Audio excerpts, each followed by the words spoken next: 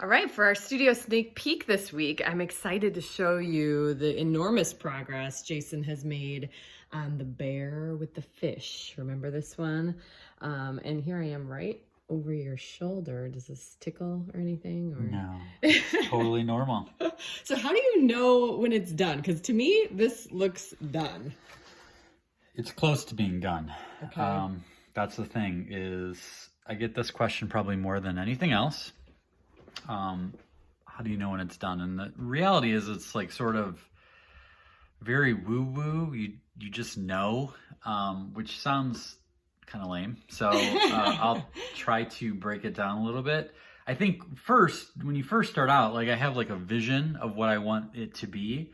And although it shifts over time, it's like there's things you just know to do. So like, okay, I know I have to draw this bear, and I know I have to put the fur on the bear, and I know I have to make the water behind it, and the water doesn't look like quite white, so I need to keep working on it. And there's just like this progress that you just know you have to do. There's not a lot of thinking involved. Then you get to the point where you start running out of things to do. You're like, okay, the fish, I think the fish is done. That's a good thing, right? The bear looks like it's close to being done. Like, but there's a key point where you could either be eager to be done and move on to the next thing because you're kind of sick of it. Maybe that's just me.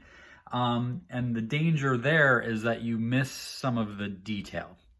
So, and the thing is like some of the last 10% of the detail is what makes the whole painting pop. So for instance, like right here, this little highlight on the bear's nose is something I just added. This is a small piece of paint compared to everything else, but it just, boom, makes it pop just a little bit. And sometimes I get too eager to move on to the next thing that I just move past that.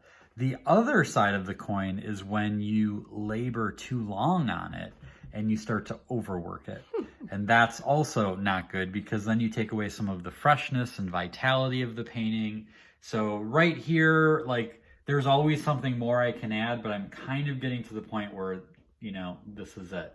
What I'll often do is I'll wait a day or a week and put it off to the side so I can look at it with fresh eyes and see if there's something new that needs to be added.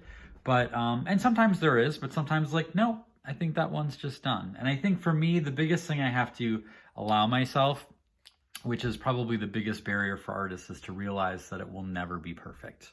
You have to put it into the world. You have to release it, because I can go back to any painting I've ever done in my entire life, especially after enough years, and see something I could have done with it, something I could have done more with. So that's the key, is to remember there's going to be a point where you just got to release it in the world and let it know, let yourself know it's not going to be perfect, and that's okay. And so it is really kind of an intuitive sort of thing, but that's sort of the things that are going through my head when I'm trying to figure out if it's done or not.